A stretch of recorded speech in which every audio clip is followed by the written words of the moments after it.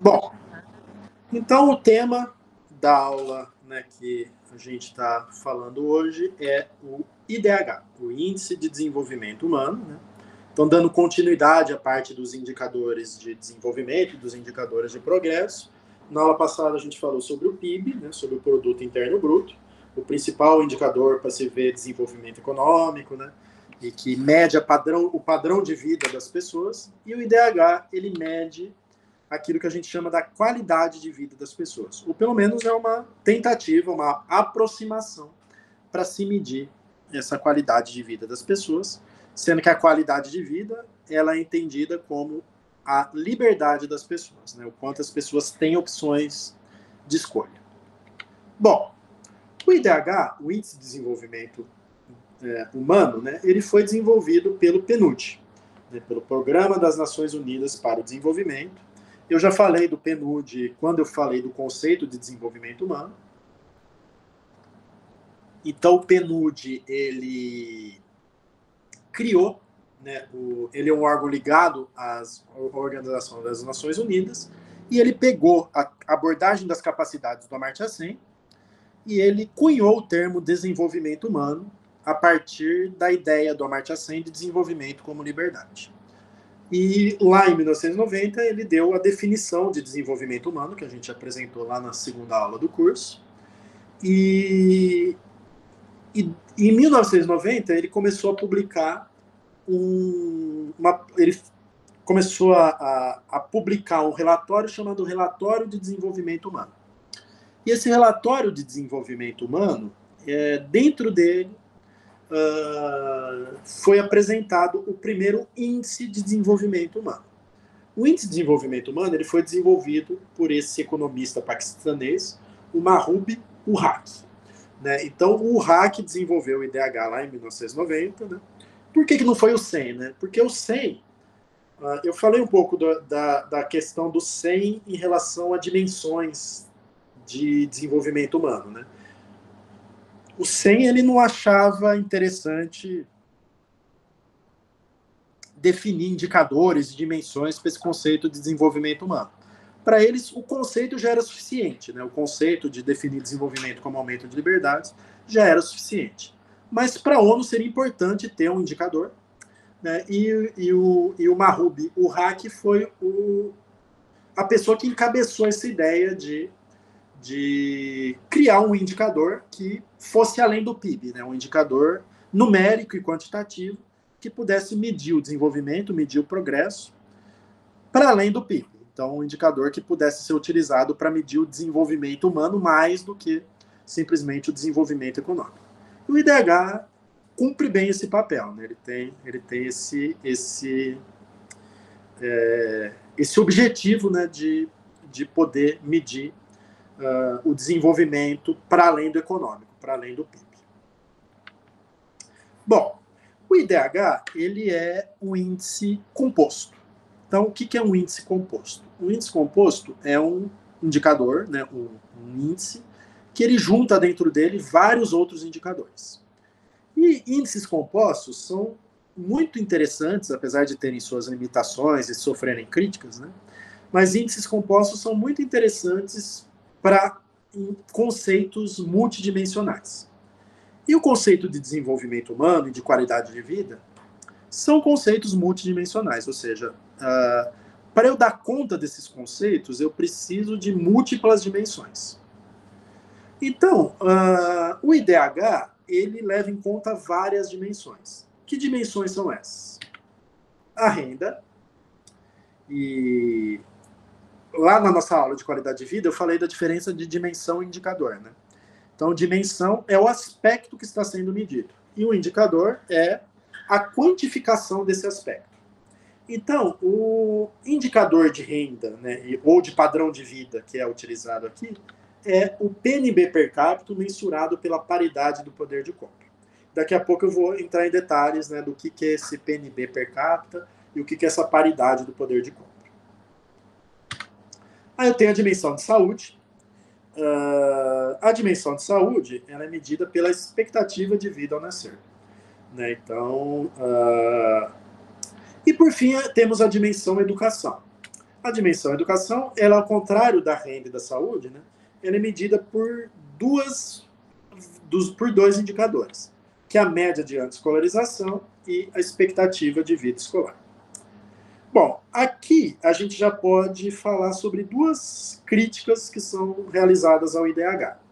O IDH, ele foi criado para medir qualidade de vida. E qualidade de vida é multidimensional. Só que qualidade de vida, como um sinônimo de liberdade, ele é muito mais amplo do que simplesmente renda, saúde e educação. Renda, saúde e educação, vamos dizer assim, que é o básico do básico. Né? Mas o Amartya Sen propõe-se que dentro da qualidade de vida deve estar a liberdade política, liberdade econômica, liberdade de expressão,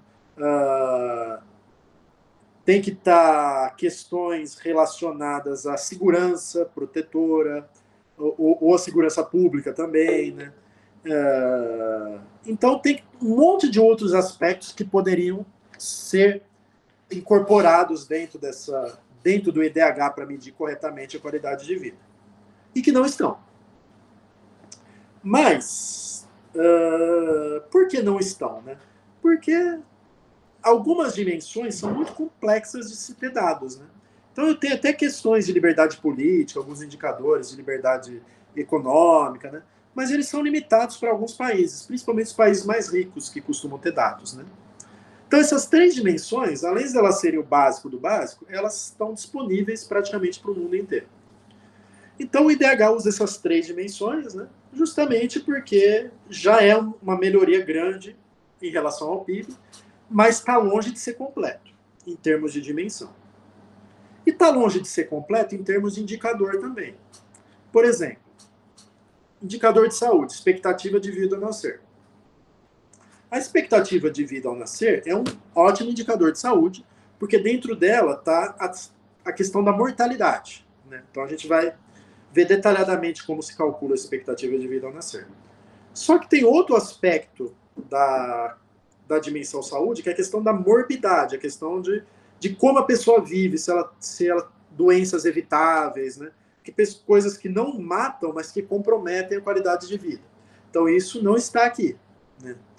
E poderia estar, poderia ter algum indicador que refletisse essa morbidade. Na questão da educação, a gente não tem nada relacionado à qualidade da educação. Né? A gente tem anos de escolarização, né? Tanto anos esperados quanto anos passados. Né? Mas a gente não tem nada sobre qualidade. Então, mesmo os indicadores relacionados às dimensões também não dão conta de refletir de forma completa essas dimensões. Então, o IDH é um indicador limitado, né? Nunca se esqueçam disso. O que não significa que ele seja um mau indicador. Ele é um indicador bem interessante, porque ele vai realmente além do PIB e ele consegue ser bastante abrangente. Né? Então, eu consigo ter dados, né, de várias partes do mundo. Bom, vamos ver em detalhes, então, cada um desses indicadores. Então, começar com esse primeiro aqui, né, o PNB per capita mensurado pela paridade do poder de compra. PNB per capita, a gente já falou bastante na aula passada, mas vamos relembrar, né? Primeiro, o que é o PIB? Né? O PIB é toda a produção de um país ocorrida num determinado período, num determinado território. Se eu subtraio do PIB a renda líquida enviada ao exterior, ou seja, o que é a renda líquida enviada ao exterior? É a renda que eu mando do país para fora do país, né? A renda produzida no território que eu mando para fora do país, então eu subtraio essa renda que eu mando para fora e somo a renda que foi produzida lá fora e que foi remetida para cá. Então, é efetivamente o quanto que as pessoas ganharam. Né? Efetivamente, está o mais próximo aqui possível da renda per capita. Tem a depreciação também, mas como é muito complicado se ter dados de depreciação,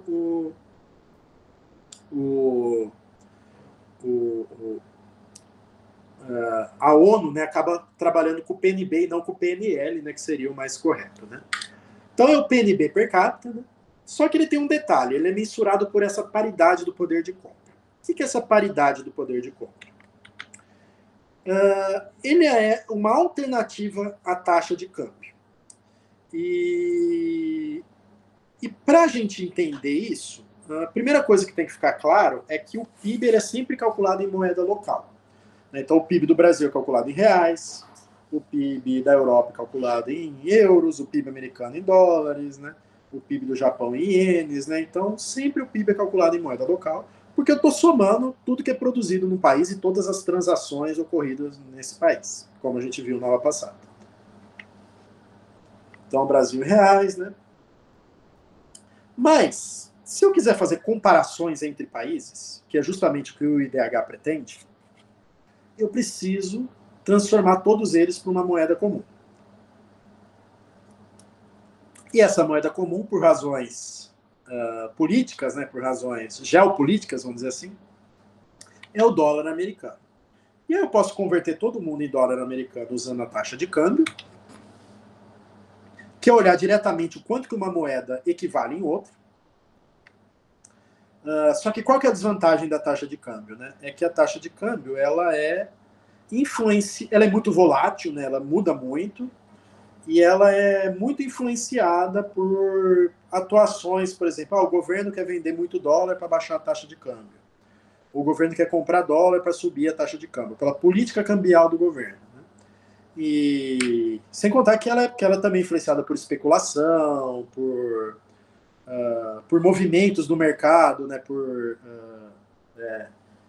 irracionais, né, de todo mundo querer vender para fugir de um país, né, Então, taxa de câmbio não é uma boa medida, né, se eu quero avaliar a qualidade de vida. Né, eu quero avaliar a renda, né, mas eu quero avaliar a renda com o propósito de ver o quanto que essa renda afeta a qualidade de vida das pessoas. Então, tendo em mente esse propósito, é melhor eu usar o que eu chamo da PPC, da paridade do poder de compra. Então, ela é uma alternativa à taxa de câmbio que considera o custo de vida nos países. E, basicamente, como que ela é feita? Né? Eu vou pegar uma cesta de produtos que, basicamente, existam no mundo inteiro e eu vou comparar a cesta de produtos num país em moeda local, ou seja, quanto que essa cesta de produtos custa aqui no Brasil em reais e quanto que essa mesma cesta custa nos Estados Unidos em dólares. E eu vou comparar o preço dessa cesta em reais e em dólares para ver o quanto que $1 equivale em reais ou quanto que R$1 equivale em dólar.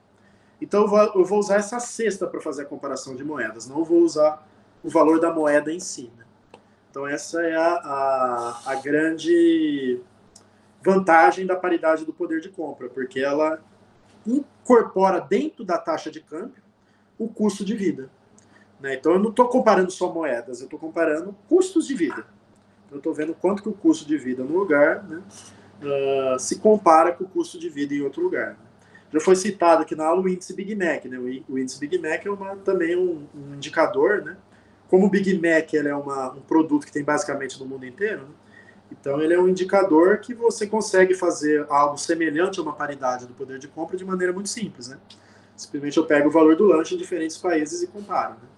Paridade do poder de compra é um pouquinho mais complexo, porque não trabalha com produto só, trabalha com uma cesta de produtos. Mas a ideia é isso mesmo, a ideia é a mesma, né? Eu ver uma comparação entre moedas que leve em conta também o custo de vida e não só o valor da moeda em si.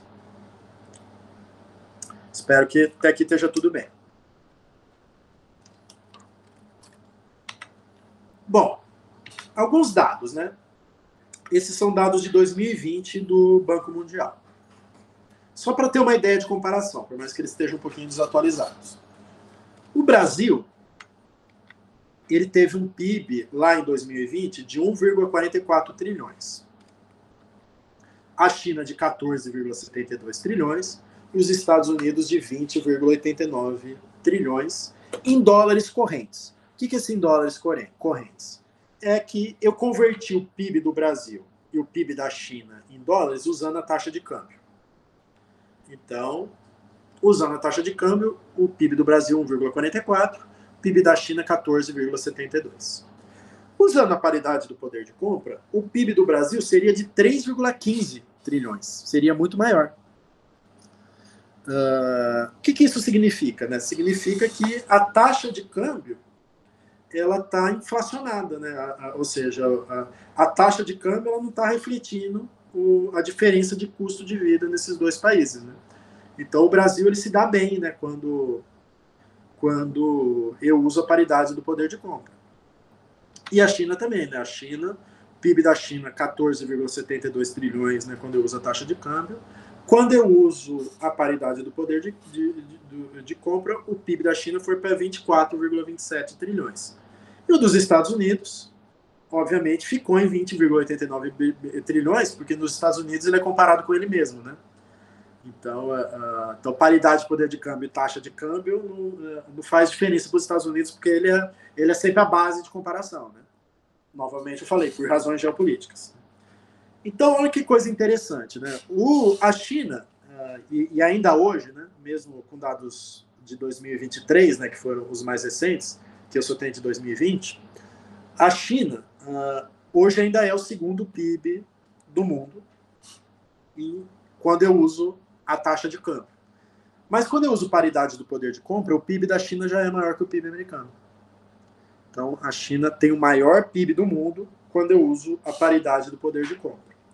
E os Estados Unidos, né, são o segundo maior PIB do mundo quando eu uso paridade do poder de compra. Então, quando eu vejo o custo de vida,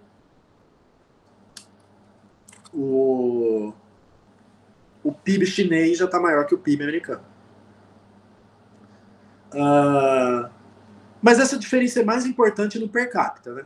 Então, no per capita, o PIB do Brasil, né, lá em 2020, 6.796, da China, 10.434 e dos Estados Unidos, 63.430. Mas se eu for para a paridade do poder de compra, o PIB do Brasil já foi 14.829, bem maior. O PIB da China, o PIB per capita da China, 17.204, e o dos Estados Unidos se manteve a mesma coisa, 63.403. Então, espero que tenha ficado claro essa diferença entre paridade do poder de compra e taxa de câmbio. Só que o que é usado no IDH não é o PIB, é o PNB. E aqui eu peguei já dados de 2022, que é o mais recente, e peguei do PNUD. Peguei do relatório do IDH. Então, o PNB per capita do Brasil, 14.616. Dos Estados Unidos, 65.565. Do Haiti, só 2.802. Da Noruega, 69.190. Do Japão, 43.644. Da China, 18.025. Então, ou seja, da China, mesmo sendo 1 bilhão e 400 milhões de habitantes, é maior do que o Brasil. África do Sul, 13.186. Índia, 6.951. Serra Leoa, só 1.613. E Coreia do Sul, 46.026. Né? O que é isso aqui? Isso aqui é um indicador muito próximo da renda, né? Porque é o PNB per capita. Né? A gente só teria que descontar aqui a depreciação e os impostos indiretos para chegar na renda. Né? Então é um indicador muito próximo da renda. Só que a renda anual per capita. Né? Então é a renda anual per capita, sem contar distribuição de renda. Então, o Brasil, em média, as pessoas ganham 14.616 dólares por ano, medido em paridade do poder de compra, ou seja, levando em conta o custo de vida, né? Que é um valor bem inferior a, por exemplo, Noruega e Estados Unidos, né? E mesmo Coreia do Sul. Ele é muito próximo, por exemplo, da África do Sul, e já está menor do que o da China, 18.025.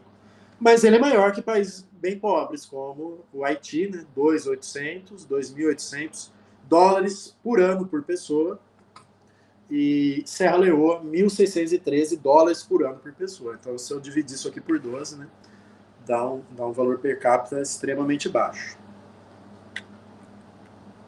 Bom, fala agora da expectativa de vida ao nascer. Então, o que é expectativa de vida ao nascer? Né?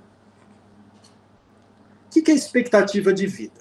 Expectativa de vida é o quanto que se espera que uma pessoa de uma determinada... Quantos anos, né, a gente espera que uma pessoa de uma determinada idade X vá viver. Então eu posso calcular a expectativa de vida ao nascer, que é o que a ONU usa, mas eu posso dizer qual que é a expectativa de uma pessoa de 20 anos. Qual que é a expectativa de uma pessoa de 40 anos. Ou seja, o que significa dizer isso? Quer dizer, qual é o valor esperado que uma pessoa de 20 anos ainda vai viver?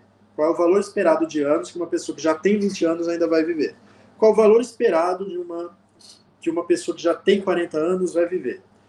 E a expectativa de vida ao nascer, qual é o valor esperado de anos que uma criança que está nascendo agora vai viver? E eu calculo essa medida da expectativa de vida com base nas taxas de mortalidade vigentes por idade. Então, a expectativa de vida ao nascer é a expectativa de vida de alguém que acabou de nascer, ou seja, que tem 0 anos de idade. E esse indicador ele usa como pressuposto o fato que as taxas de mortalidade não vão se alterar. Então, vamos dizer assim, a expectativa de vida ao Brasil hoje está em torno de 73 anos. Então, o que isso quer dizer? Isso quer dizer que, em média, uma criança que está nascendo hoje, né, se espera que ela viva 73 anos. Só que essa previsão só faz sentido se eu considerar que as taxas de mortalidade atuais não vão alterar. Só que, talvez, né, no futuro dessa criança, as taxas de mortalidade se reduzam, né? Então, a expectativa de vida dela vai subir, né? Então, eu uso esse pressuposto que as taxas de mortalidade vão se manter constantes durante toda a vida dessa criança. Então, neste momento, dadas essas taxas de mortalidade vigentes, quantos anos se esperaria que uma criança nascida hoje, se essas taxas de mortalidade não se alterarem, quantos anos se esperaria que uma criança nascida hoje vai viver? Então, isso que a expectativa de vida ao nascer me dá. Bom, a expectativa de vida ao nascer, para eu construir essa expectativa de vida ao nascer, eu preciso dessa tábua de mortalidade, ou árvore de mortalidade. Que é o seguinte, para cada idade, eu preciso ver a probabilidade da pessoa morrer com aquela idade. Então, qual é a probabilidade de uma pessoa morrer com 0 anos de idade? Vamos supor que seja 10%. Na realidade, é muito menos que isso, né? Mas vamos supor que seja 10%. O que é esse 10%? Esse 10% é a taxa de mortalidade. Então, o que é a taxa de mortalidade? É a quantidade de pessoas de uma determinada idade que morreram, dividido pela quantidade total de pessoas daquela idade que viveram, né, naquele determinado local. Bom, então, a taxa de mortalidade por idade é a chance da pessoa morrer com aquela idade. E a probabilidade da pessoa sobreviver é 1 menos a taxa de mortalidade. Então, 10% de morrer, 90% de sobreviver. Mesma coisa para 1 ano. Então, 1 ano, a taxa de mortalidade com 1 ano foi 25%. Logo, a chance de uma criança de 1 ano chegar a 2 é 75%. E assim sucessivamente até chegar em 100 anos, onde a probabilidade, ou 100 anos ou mais, quando a probabilidade de morrer chega a 100%. Então, se eu fizer isso, eu tenho a árvore de mortalidade. E aí, eu tenho o seguinte. Eu posso calcular a probabilidade da pessoa morrer com determinada idade. Então, por exemplo, qual a chance da pessoa morrer com 0 anos de idade? A probabilidade da pessoa morrer com 0 anos de idade é 10%. Qual a probabilidade da pessoa morrer com 1 ano de idade? A probabilidade da pessoa morrer com 1 ano de idade não é 0,25. A probabilidade da pessoa morrer com 1 ano de idade é 90 vezes 0,25. Por quê? Porque para ela morrer com 1 ano, ela tem que primeiro ter chegado a esse 1 ano. E a chance dela ter... Ou seja, para ela morrer com 1 ano, ela tem que ter primeiro sobrevivido ao 0. E a chance dela ter sobrevivido ao 0 é 0,90. Logo, a chance dela morrer com 1 ano é 0,90 vezes 0,25. Então, daria 22,5%. É como se cada um desses nozinhos aqui fosse um cara ou coroa. E aí a taxa de mortalidade, a chance de dar coroa, né, da pessoa morrer, e 1 menos a taxa de mortalidade, a chance de dar cara, ou seja, da pessoa ir para o próximo jogo, né, para o próximo lançamento de moeda. É mais ou menos assim. Então, a chance dela morrer com 1 ano é a chance de ter dado cara e coroa, ou seja, de ter dado cara na primeira e coroa na segunda. Então, 0,90, 0,25.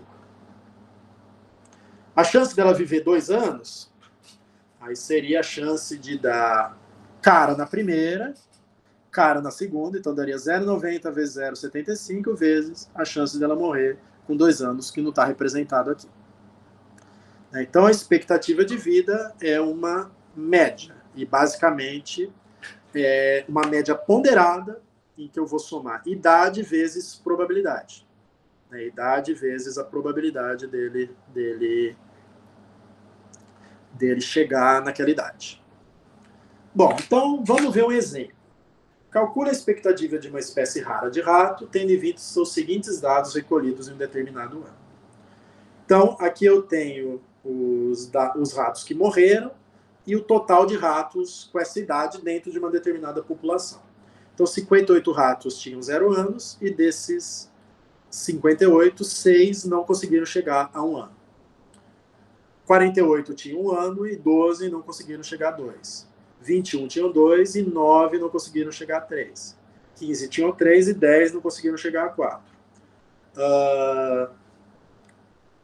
18 tinham 4 e 13 não conseguiram chegar a 5. E 2 tinham 5 e esses 2 morreram e nenhum chegou a 6. Bom, com esses dados, a primeira coisa que eu tenho que fazer é calcular a taxa de mortalidade. Então, o que é a taxa de mortalidade, né? É o percentual de pessoas, de ratos, nesse caso, de uma determinada idade que morreram. Então, no caso, né, taxa de mortalidade aos 0 anos é 6 dividido por 58, dá 10,34. Aos 1 ano é 12 sobre 48, 25%.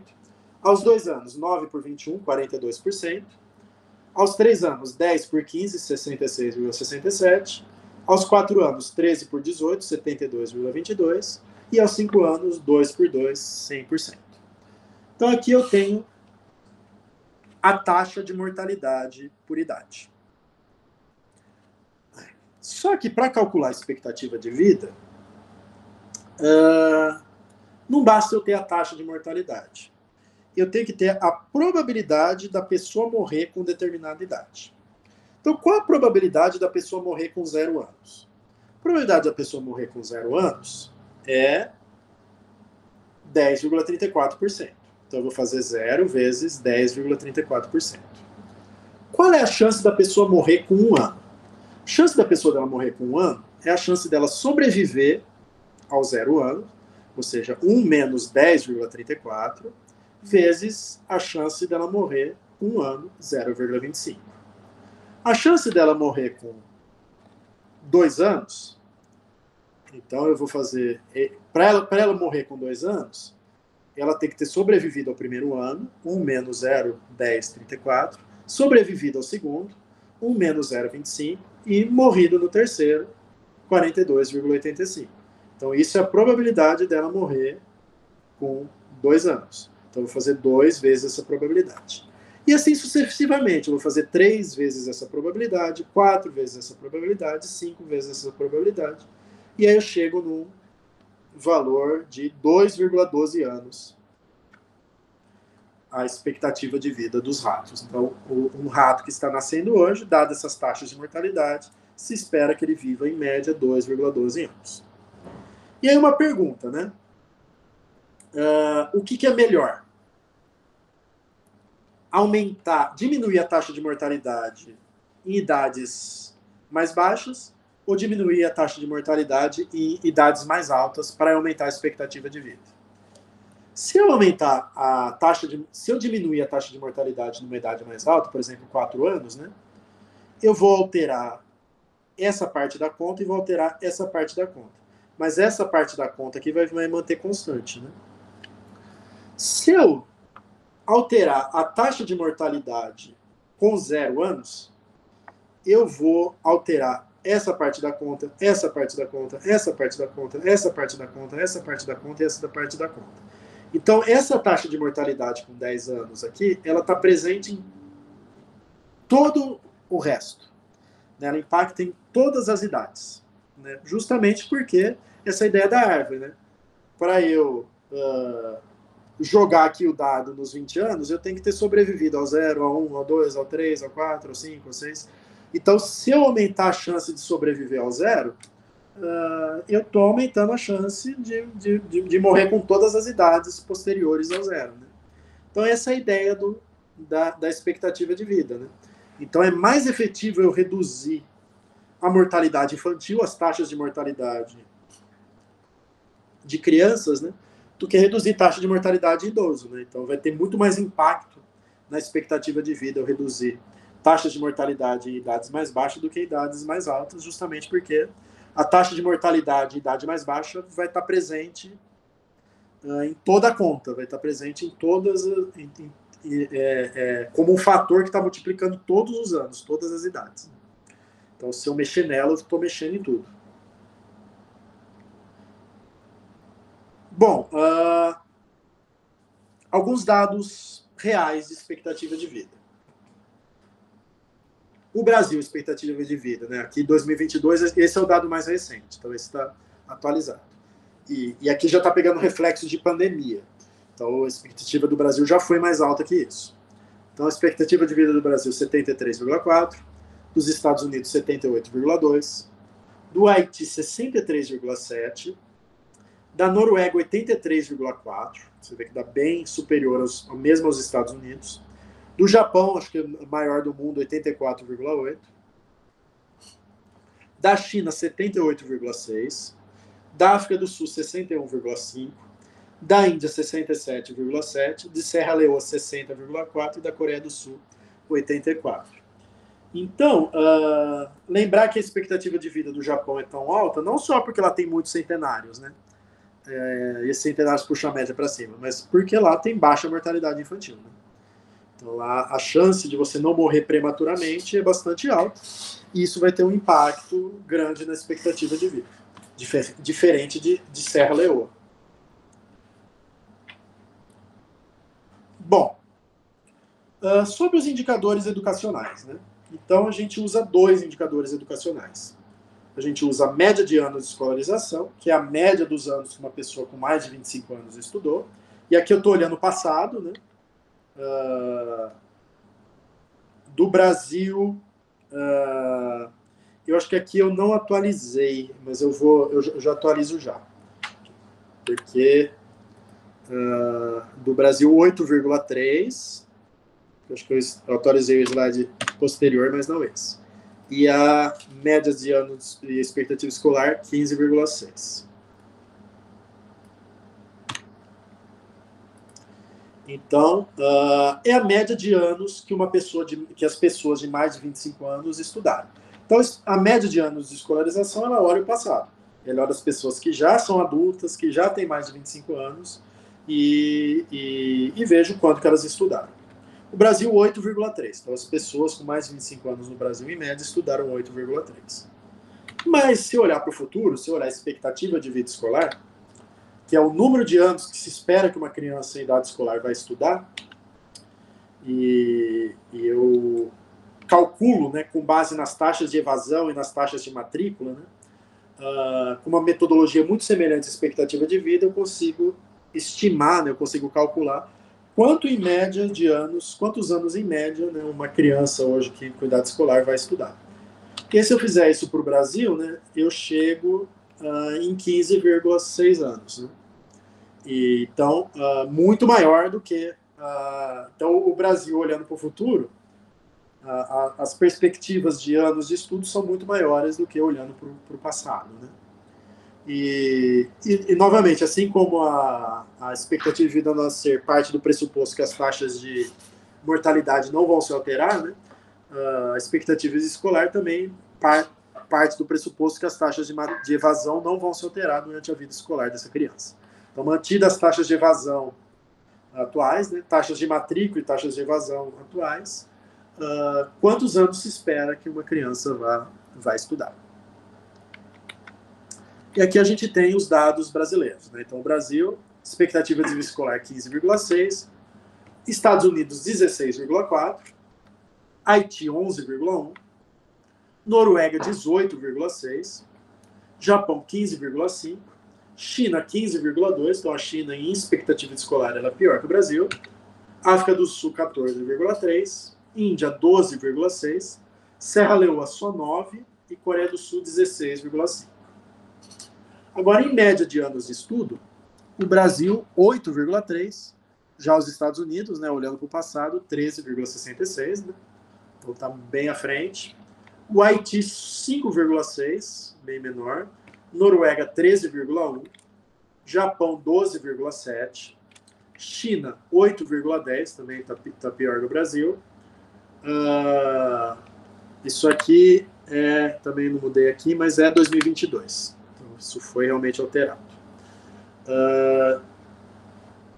Índia 6,6, né? Vê que a Índia, mesmo sendo um país, né, com um dos maiores PIBs do mundo, né, em termos educacionais, ele está bem abaixo, né, do Brasil. Serra Leoa só 3,5. Então, as pessoas de Serra Leoa, em média, com mais de 25 anos, só estudaram 3 anos e meio. E a Coreia do Sul, 12,6. Mais 16,5 é a expectativa de vida escolar. Bom, com isso a gente fecha os indicadores do IDH. Espero que vocês tenham conseguido entender, né, todos os indicadores e dimensões, né? Agora vamos ver o que fazer com isso, né? Vamos falar sobre como que eu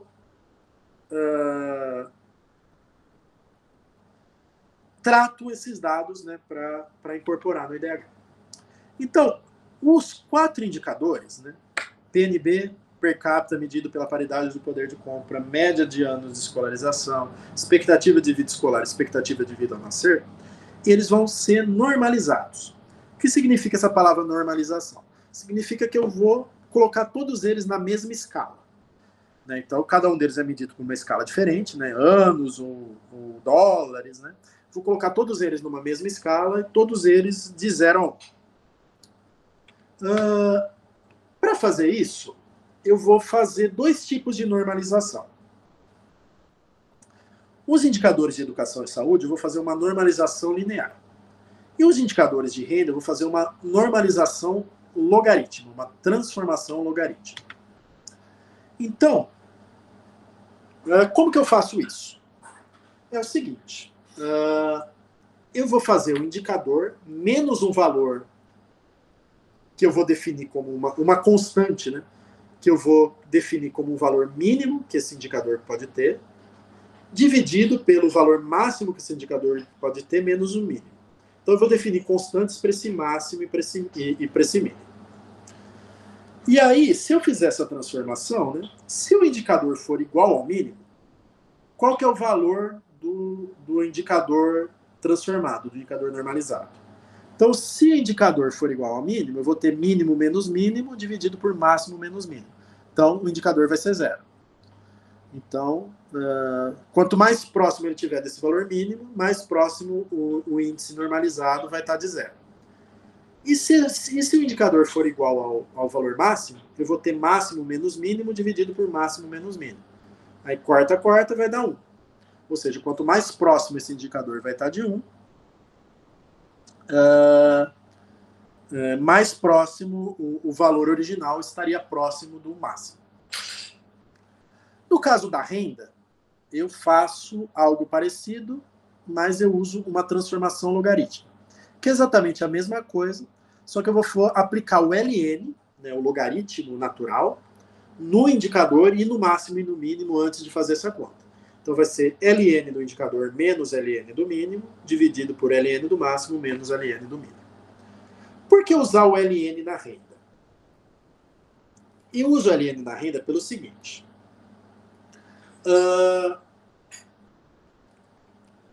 A renda, ela vai ter um impacto na qualidade de vida, segundo as teorias, quanto maior for a renda, menor o impacto uma renda adicional vai ter na qualidade de vida. Ela tem o que a gente chama em economia de retornos decrescentes. Ou seja, se eu sou muito pobre e recebo R$1.000, esse R$1.000 vai fazer uma enorme diferença na minha vida. Mas se eu for muito rico, se eu tiver mais de 1 milhão, e eu receber R$1.000, esse R$1.000 quase não vai ter impacto na minha qualidade de vida. Então, a renda, o impacto dela na qualidade de vida, ela vai decrescendo quanto mais rico eu for ficando. E aí, para eu incorporar essa noção dentro do IDH, eu uso o logaritmo. Por quê? Pelo seguinte, vamos supor que minha renda era 100 e passou para 1.000. Se minha renda era 100 e passou para 1.000, a minha renda aumentou em 990, né? Eu fiquei 990 mais rico. Só que o meu indicador, ele passou de 2 para 3, né? Porque LN de 100 é 2, né? Vamos pegar não o logaritmo natural, né? Mas vamos pegar o logaritmo na base 10, né? Então, o log de 100 é 2 e o log de 1.000 é 3. Então, o meu indicador aumentou em 1. E a minha renda... então, minha renda aumentou 900 e... minha renda aumentou em 900, né? Porque eu fiquei R$900 mais rico, mas a minha renda normalizada aumentou só em 1. Agora, vamos supor que eu ganhasse 1.000 e passaria a ganhar 10.000. Então, aí a minha renda agora aumentou não em 900, a minha renda aumentou em 9.000. Mas a minha renda normalizada aumentou de novo só em 1. Por quê? Porque o logaritmo de 1.000 é 3 e o logaritmo de 10.000 é 4. Então, o avanço da minha renda normalizada, do logaritmo da minha renda, foi só 1. Né? Então, quando eu aplico o logaritmo, eu enfraqueço o efeito da renda quando a pessoa já é muito rica. Então, por que eu uso a renda? Né? Justamente por isso. Por que eu uso o logaritmo na renda? Justamente por isso. Porque eu estou partindo da hipótese que o retorno da renda para a qualidade de vida é decrescente. Que rendas maiores não impactam tanto, impactam menos na qualidade de vida das pessoas do que a renda para quando a pessoa é mais pobre. Então, se eu usar o logaritmo, eu incorporo esse efeito no indicador. Então, por isso que a gente usa o logaritmo para normalizar a renda. Educação e saúde não tem isso. Então, a gente simplesmente faz uma normalização simples. E o que eu uso como esse máximo e esse mínimo? Né? Para a expectativa de vida, como mínimo, aqui da conta, eu uso 20. Como máximo, eu uso 85.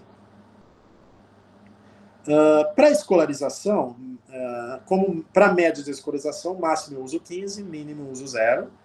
Anos esperados de escolaridade, né, expectativa escolar, máximo 18 e mínimo 0. E para o PNB per capita, máximo 75 e mínimo 75 mil e mínimo 100. Então, eu uso esses valores de máximo e mínimo, que são tabelados, que são dados pela ONU. Como que eles são definidos? Né? Eles são definidos da seguinte forma. O mínimo é o mínimo valor para sobrevivência. Então, uma sociedade que a expectativa de vida fique menor que 20 é uma sociedade que não sobrevive. Ou uma sociedade que a expectativa que o PNB per capita fique menor que 100 também é uma sociedade que não sobrevive. Então, eles são adotados como mínimo porque é o menor valor que uma sociedade pode ir sem acabar. Escolaridade é 0 porque, em tese, a pessoa pode não estudar e a sociedade continua lá sobrevivendo. Né? E o máximo é o que a gente chama de valor de saturação. Ou seja, a partir daí, um valor a mais não vai ter um impacto significativo sobre a qualidade de vida. Então, 75 mil, se a renda do país subir para 80 mil,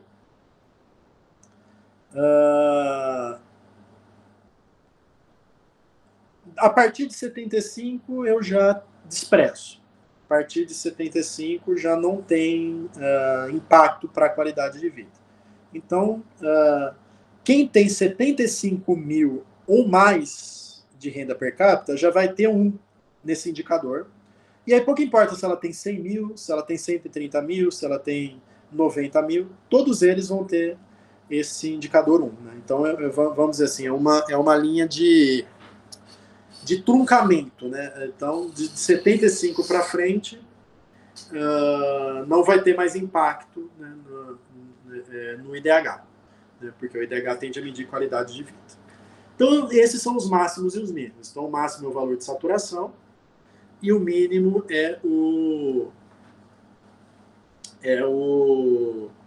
os valores mínimos para sobrevivência. Né? Alguns países, né, por exemplo, desses aqui, ó,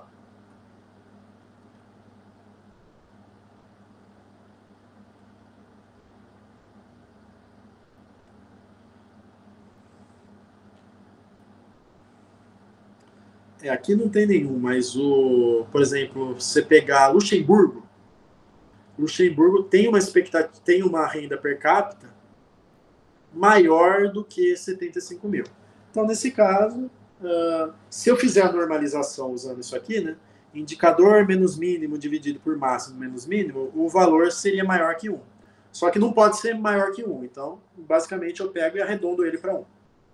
Né, então, os indicadores que têm um indicador maior do que o valor máximo, eu simplesmente arredondo eles para o valor 1. Bom, espero que tenha dado para entender como se faz essa normalização e de onde saem esses máximos e esses mínimos. E que tem alguns lugares também que tem anos esperados de escolaridade maior que 18. E aí é a mesma coisa. A Austrália, se não me engano, tem anos de escolaridade maior que 18. E aí é a mesma coisa. Eu simplesmente trunco. Né? Então, de 18 para frente, não faz mais diferença eu aumentar os anos esperados de estudo. Bom, fazendo essa normalização, logaritmo para o PNB per capita e linear para expectativa de vida, média de ano de escolaridade e expectativa de vida escolar, né, eu vou ter 4 indicadores que variam de 0 a 1. E aí, a primeira coisa que eu vou fazer é juntar os 2 indicadores de educação. Então, eu vou fazer a média aritmética dos dois indicadores educacionais normalizados, e aí eu vou ter 3 índices de 0 a 1. Eu vou ter o índice de educação, o índice de longevidade e o índice de renda. Então, novamente, se eu chegar em valores maiores que 1 após a normalização, eles são truncados em 1. Então, se eu tiver um país com um indicador maior que o valor máximo, né, aí eu normalizo e chego no valor maior que 1, aí eu simplesmente arredondo eles para 1. Feito isso, eu vou pegar esses 3 índices que variam de 0 a 1 e vou fazer a média geométrica entre eles. E aí, o que é a média geométrica? Eu vou multiplicar os 3 indicadores e extrair a raiz cúbica. Eu vou fazer isso com o mesmo peso. Dá para pôr peso na média geométrica, mas nesse caso são pesos iguais, né? E eu uso a média geométrica justamente porque a média geométrica penaliza discrepâncias entre os indicadores.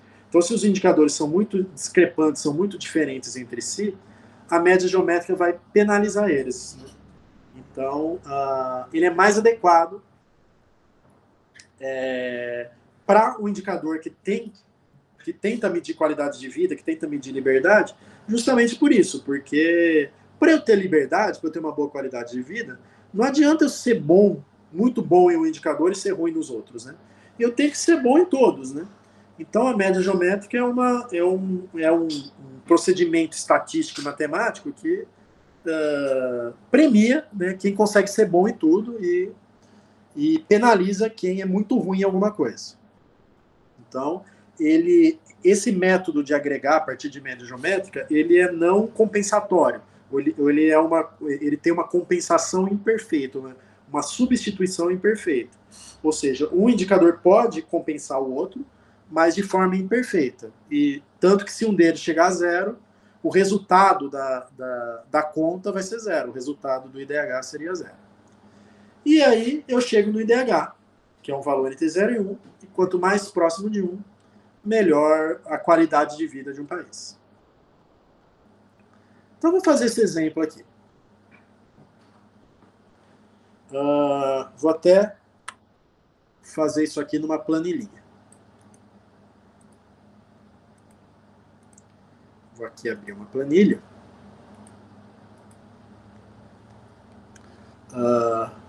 Aqui são os dados do IDH que eu baixei hoje de manhã lá no site da ONU, né? Aí dá para ver aqui, né? Se vocês conseguem baixar um Excel, né? Aqui o IDH de todos os países, né? Então esse é o ano mais recente, 2022. O maior IDH foi da Suíça, né? Não da Noruega. Então da Suíça foi 9,067. E aqui eu tenho todas as variáveis que ele usa, né? Expectativa de vida, expectativa de anos de escolaridade, média de anos de escolarização, a renda nacional per capita medida em paridade do poder de compra. Então eu tenho aqui todos os indicadores, né, para a gente calcular, né, o IDH. Aí vamos pegar o do Brasil. O Brasil está aqui, né, 89, o lugar do Brasil, né, 89 no ranking, né? Então, a expectativa de vida ao nascer dele, 73,4. Dá para ver que de 2019 para 2022, a expectativa de vida do Brasil baixou, né? Porque pandemia. Então, 73,4.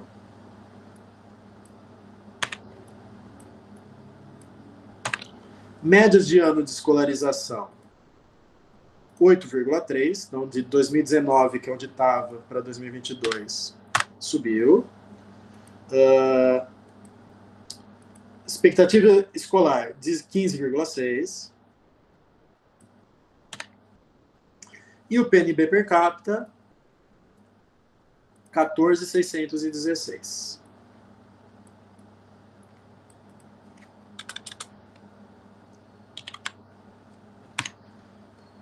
Então, isto aqui é para dar 0,760.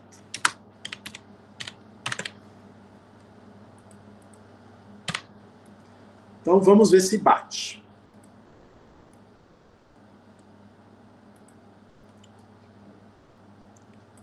Então, vou pegar aqui, vou jogar aqui no Excel.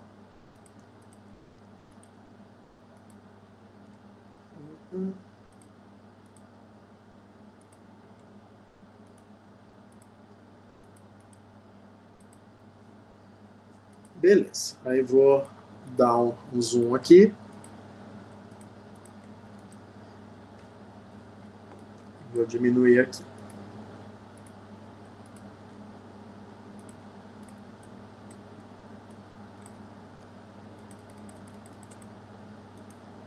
Beleza.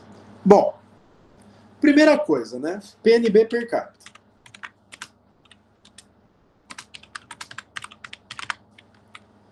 Como que eu normalizo?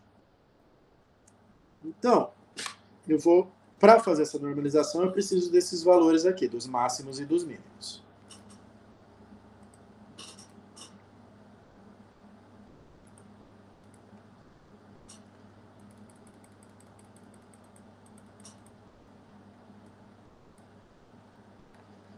Então, o PNB per capita, o máximo dele, 75 mil, o mínimo dele é 100. Então, eu vou pegar o valor do Brasil, o indicador do Brasil, 14,616. Vou aplicar aqui o logaritmo ln de 14,616 menos ln do valor mínimo, 100,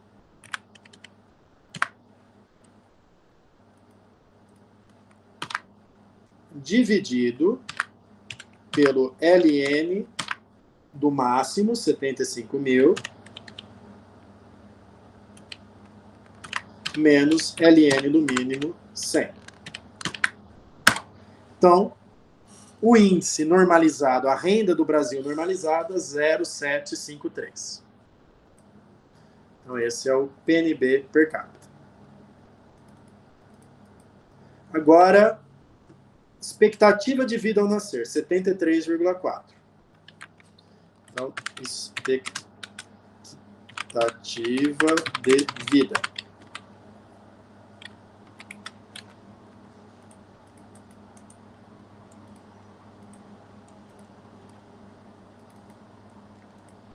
Opa. Expectativa de vida. Beleza. Aqui eu vou fazer uma normalização linear. Então, eu vou pegar o valor do Brasil, 73,4, menos o valor mínimo, 20, que está tabelado,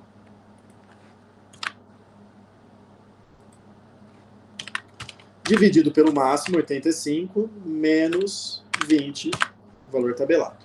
Então, eu chego aqui que o Brasil tem uma expectativa de vida normalizada de 0,82.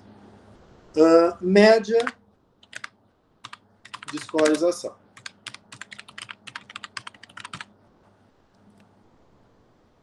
Aí eu vou pegar a média de escolarização do Brasil, 8,3,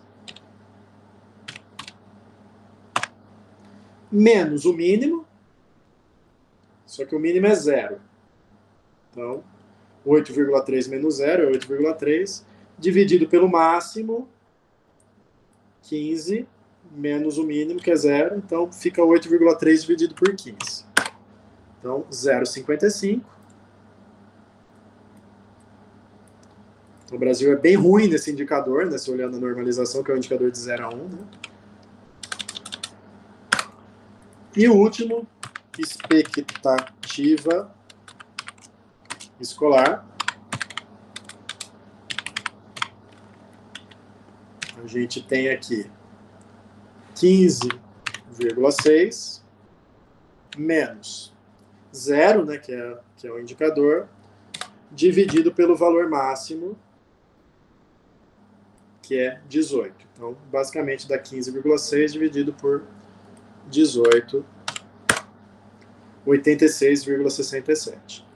Aí eu vou ter, então, o indicador de renda, que é 0,753, o indicador de saúde, que é 0,82154, e o indicador de educação, que é a média desses dois, a média geométrica desses dois. Então, é esse mais esse dividido por 2.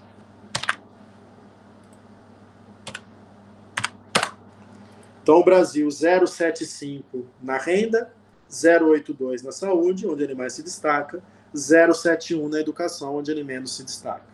Então, o que é o IDH?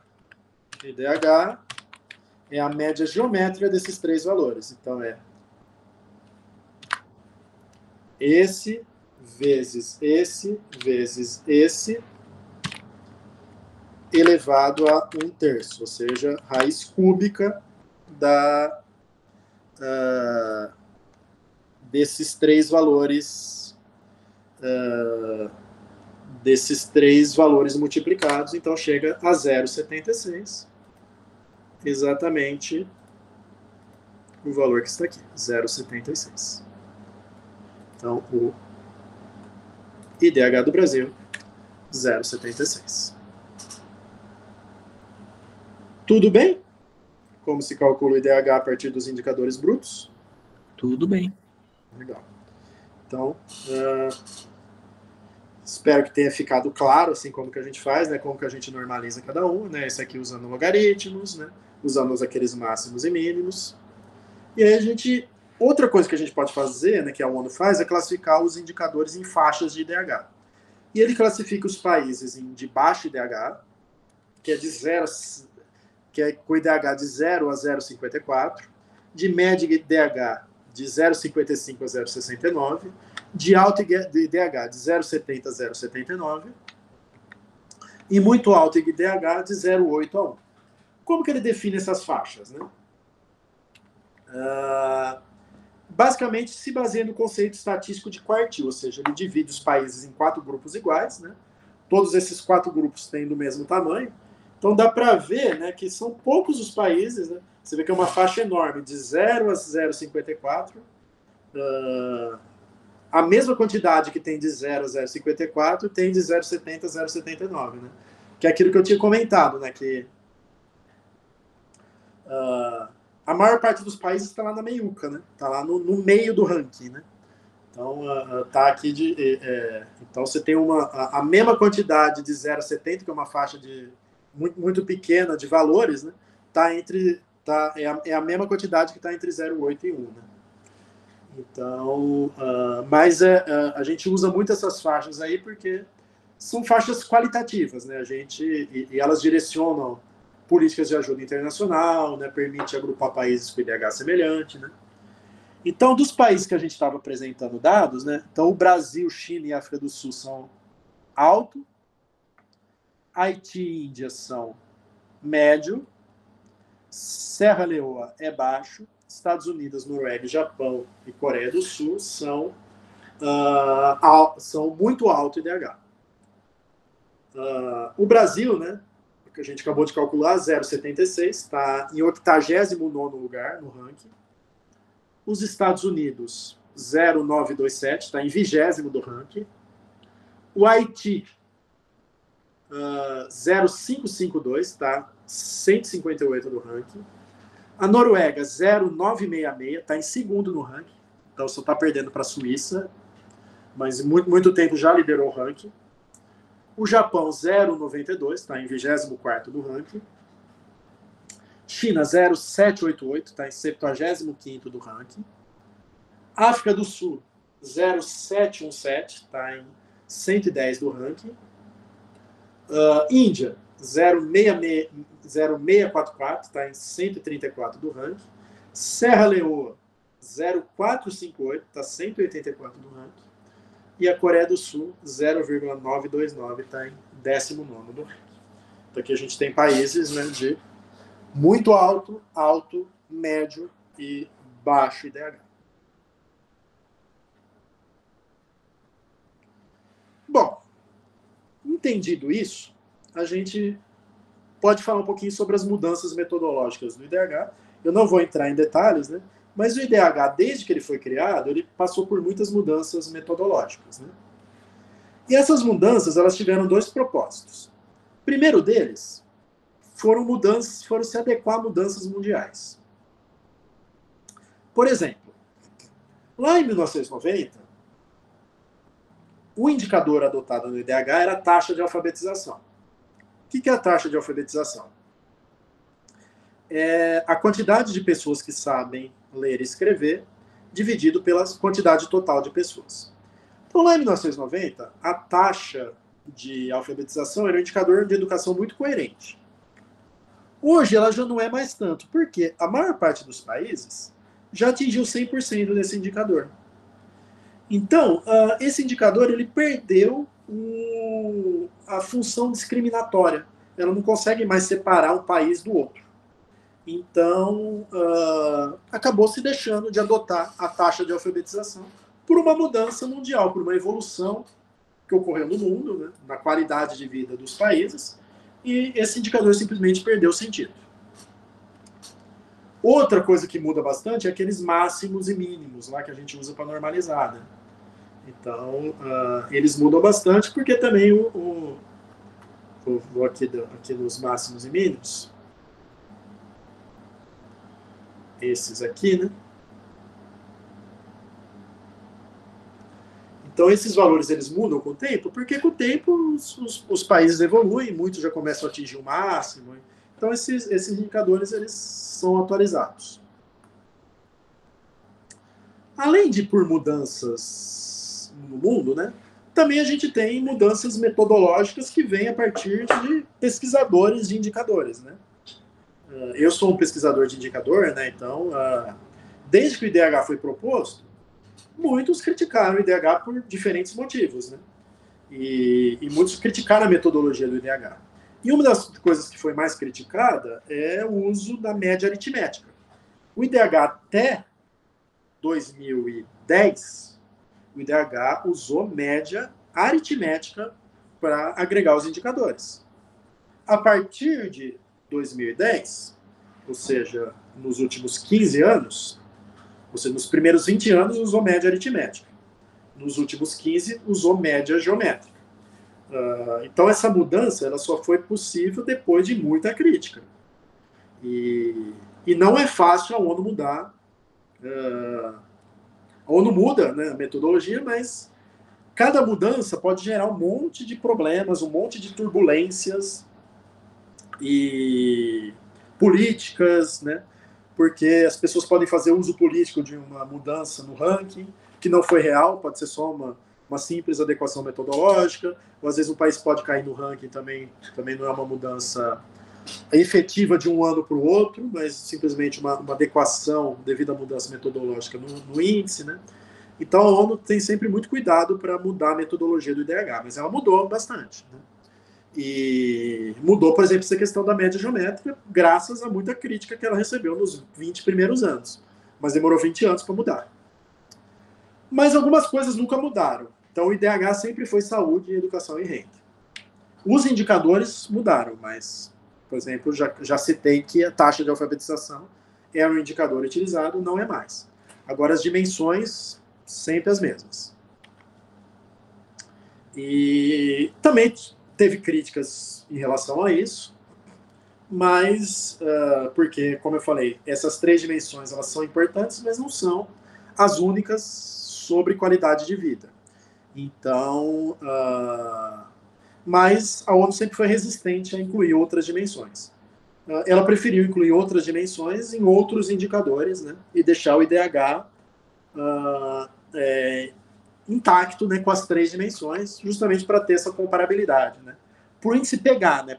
Já que o índice pegou, já que as pessoas usam o índice, falam do índice, debatem o índice, né? Não é bom fazer mudanças muito radicais. Então, o IDH ele mede de forma limitada a qualidade de vida, mas se eu quiser um índice mais efetivo, né, eu mesmo que proponho, e a ONU mesmo já propôs índices diferentes. Né? Então, questões, por exemplo, de desigualdade, de empoderamento de gênero, de sustentabilidade, né? Muito já foi criticado para ser incluído no IDH, mas não foi. Né? O IDH continua sempre o mesmo, né? Mas a ONU incorporou esses aspectos em outros índices. Pode falar, Gregor. Quando ela faz alteração metodológica, ela atualiza os IDHs anteriores ou ela mantém só da atualização para frente? Não, ela atualiza. Ela publica, né, os anos anteriores já com a nova metodologia. Mas isso sai tudo em relatório, né? Então, por exemplo, no relatório de 2022, é publicado o IDH com essa metodologia e é publicado há alguns anos uma série histórica, né, com essa mesma metodologia. Mas, se eu for pegar o relatório de 2010, aí ele não é atualizado. Aí ele é o cálculo do IDH de 2010 com a metodologia antiga, sabe? Então, mas sempre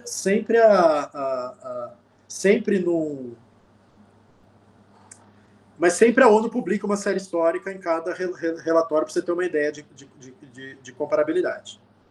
Entendi, obrigado. Mas o que vale é o do ano, né? Então é o ano em relação ao ano anterior. Então, por isso que quando tem essas mudanças metodológicas, pode ter algumas turbulências aí nos países, né? O Hugo levantou a mão? Sim, professor, mais uma curiosidade aqui. No nosso artigo que nós vamos apresentar sobre o IDH, a série dele foi de 2013 a 2017. Ele já faz um tempinho, tá? Foi publicado em 2019, o artigo é recente, mas a faixa que ele estudou foi nesse período. Eu acho que 2013, pelo que eu estou entendendo, ele era a metodologia antiga, né? Não, eu acho que de 2000... Já era. Eu acho que 2017 para agora não teve grandes mudanças, não.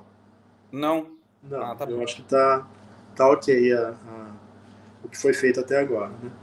Esses são alguns indicadores que saem nos relatórios de desenvolvimento humano e que a gente vai ver, né, nas próximas aulas, né? Então a gente tem o IDH ajustado à desigualdade, o índice de pobreza multidimensional, índice de desigualdade de gênero, índice de desenvolvimento de gênero, índice de normas sociais de gênero. Esse é super recente, esse eu ainda nem estudei ele muito, e esse índice IDH ajustado às pressões planetárias também é super recente, né?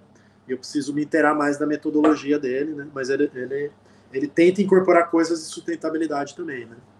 Tenta ver as pressões planetárias, né? Então, são novos indicadores aí. Então, a ONU a todo momento está propondo coisas novas, né? Mas o IDH continua lá firme e forte, né? Aí no seu histórico de sobrevivência. Bom, só um apanhadão geral das mudanças metodológicas do IDH, né? Então, a principal mudança foi em relação à agregação, né? De 90 a 2009 era a média aritmética, que a gente chama de agregação aditiva, e a partir de 2010 virou média geométrica, agregação multiplicativa. E, como eu falei, né, se adotou esse modelo de substituição imperfeita. Então, se julgou que seria mais interessante medir a qualidade de vida se eu penalizasse países que tinham indicadores muito discrepantes, né, e evitasse que um pudesse usar um indicador para compensar a falta do outro. Então, essa foi uma das grandes mudanças do IDH. Em relação aos máximos e mínimos, né, para a normalização, já teve várias mudanças também. Então, de 90 a 93, eram baseados nos dados observados. Ou seja, o máximo da normalização era o maior valor dentre os países. E o mínimo era o maior valor dentre os países. De 94 a 2010, né, eles foram fixados em base teórica. Então, como eu falei, os máximos eram valores de saturação, ou seja, daí para frente não tem mais impacto na qualidade de vida, e os mínimos eram valores de sobrevivência. Então, abaixo desse valor, a sociedade não sobrevive. Então, de 94 a 2010 foi assim. De 2010 a 2013, voltou a ser, com base nos dados observados, só os máximos, mas os mínimos continuaram a ser teóricos, né? E os máximos foram os maiores valores observados, não naquele ano específico, mas na série histórica. Então, desde 1990 até agora, o maior valor observado é o máximo usado para normalizar. A partir de 2014 até hoje, voltaram a ser teóricos, né? E são aqueles valores da tabelinha que eu mostrei para vocês, né? 85 para a expectativa de vida, o máximo, 20 para a expectativa de vida, o mínimo, 15 para média de ano de escolarização, o máximo, e 0, o mínimo, 18 para expectativa de vida escolar e 0, o mínimo, e renda 75 mil, o máximo, e $100, o mínimo. Então, o mínimo é o valor mínimo para subsistência, para sobrevivência da sociedade, e o máximo é o valor de saturação, que não aumenta mais a liberdade, não aumenta mais a capacidade. Bom, algumas mudanças, por exemplo, na dimensão saúde, né? Sempre foi a expectativa de vida ao nascer, né? Desde 90 até hoje, e não é um indicador que vai cair, porque é um indicador muito bom, mas os máximos e mínimos mudaram, né? Então, ó, de 91 a 93, que era o maior valor observado, o máximo era 78 e o mínimo 42, depois passou 85 e 25, depois de 2010 a 2003, o máximo era o maior valor observado e o mínimo era 20, e a partir de 2014, né, o máximo 85 e o mínimo 20. Na renda, a normalização sempre também usou esse indicador, o PNB per capita e paridade do poder de compra, né? Mas